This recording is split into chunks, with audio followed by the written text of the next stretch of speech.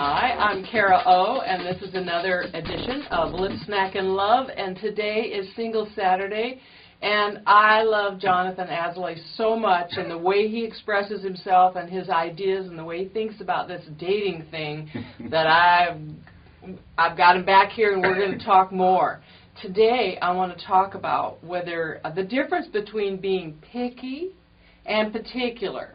And today, we're going to talk about being picky. And you have some really fun ways to talk about this. I love it. So lay it on me. I hear it. I mean, I'll just tell you, I hear it all too often. You know, I think that people, when they start dating, they just get picky. You know, they're nitpicking different things. And after a while, if they're hearing story after story, I realize, I call it the Seinfeld syndrome. Right. Okay? Yeah. I mean, if anyone has watched Jerry Seinfeld, he dated more women on television than anybody. They were all beautiful women. And he broke up with them for the various different reasons. She ate her peas with a fork. Yeah. She had man hands. Yeah, she was a clothes talker. She was a far talker. Right. She walked around naked all the time. Yeah. I mean, between Jerry, Elaine, and George, they broke up for, I mean, the most pickiest of reasons, okay? Yeah, they all really supported each other in that, too, which is what was so funny. And Kramer was the guy, he's just running around, you know, just enjoying life. Yeah. I mean, he wasn't nitpicky at all. In fact, he'd end up dating all the women that they left over. Right, that's right. So, and I see this all too often in dating. Yeah. And it happens in what I call the candy, especially with online dating, it's the candy store environment. Oh, yeah. Okay? Absolutely. You start reading these profiles and you start going, you know, you start reading this, I like this, oh, but I just don't like that. Now, there's a difference between that and deal breakers, which I know that can be a whole other topic as well. That's particular. That's being particular. Yes. That's saying, you know what, that just doesn't resonate with me. And I honor myself. Exactly. And that, yes. In fact, but being picky, I mean, I was sharing with you before we started taping, is that there was one of my clients who's, I mean, she was dating a great guy. Don't be mad at him for sharing this. She's dating this great guy who's an attorney. He was successful. He was attentive. He was calling her all the time, this and that. And then she goes, but Jonathan, there's just one thing I don't like about him. And I'm like, what is it? You know, because we're sharing. And she goes, I just don't like his forearms. They're just a little bit too skinny. And I'm like, you're kidding me, right? Yeah. And she goes, no, it's bothering me. And I'm like, you're really? I mean, this guy's perfect in every other way, but his forearms are too skinny. I mean, okay. And I don't even know if I'd noticed that. I know. I'm like, how, was it just bone? You know, I was wondering. So, I mean, and she honestly admits it wasn't the real, you know, it wasn't a deal breaker. It was something to latch on to. But it was something to latch on to, and I've seen this with so many different women that I coach and I talk to, is that they're being picky. Now, by the way, men are extremely picky, so let me just be clear about that. I mean, we could have What are they mostly picky about? Body parts? Well, we know that men are visual creatures. Yes. So for us, we fall in love with eyes. We fall in love through our eyes. Yes. Okay. In fact, the first things we see in a woman are eyes and mouth. Right. Okay. Right. And it's hair, and then your shape, and everything else. That's when men fall in love with their eyes. Women fall in love between their ears. Okay. Women fall in love with the words, the way you communicate, that sort of thing. But men are visual creatures. So, I mean, let's face it. You know, I mean, if you don't keep yourself up, we're no longer going to be attracted to you. Yes. If the man's not communicating to you, you're no longer going to be attracted to him. So it's about honoring each other and understanding each other, that this is the way we interact, the way we communicate, the way we create relationships. So I find that it's so important to just let down your guard. Yeah. Be who you are.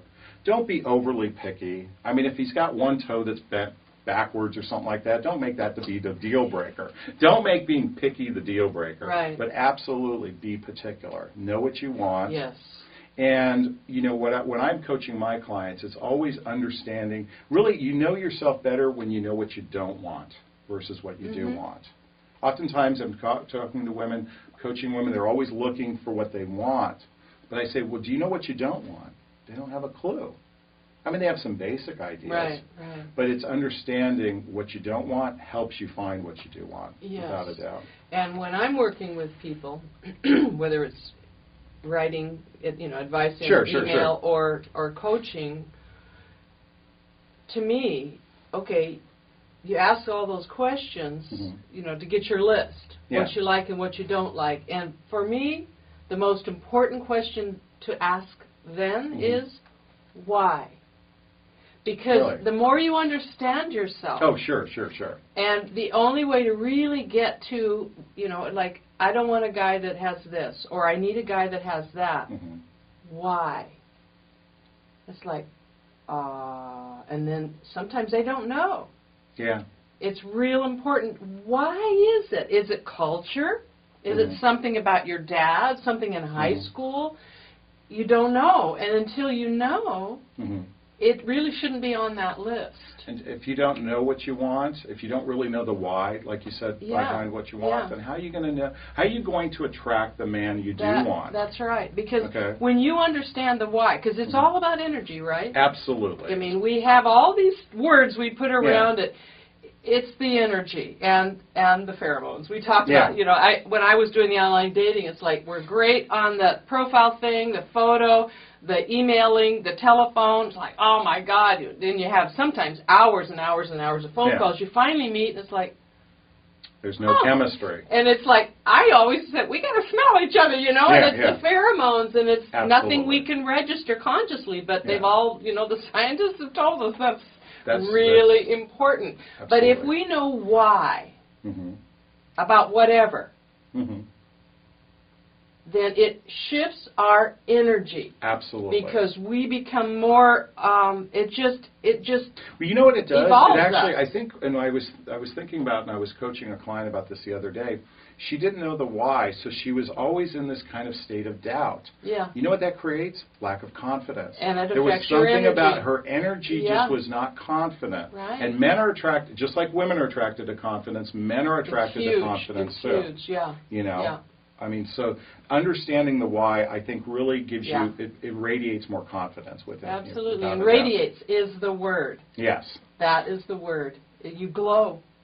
And men are attracted to glow. Absolutely, men are going to be attracted to you for that. So I think that was a great point. And a great topic. So I love this. Thank you so much. I appreciate it. I appreciate how you look at this stuff and how you've thought so deeply about it all. It's really good. It's really good. Thank you.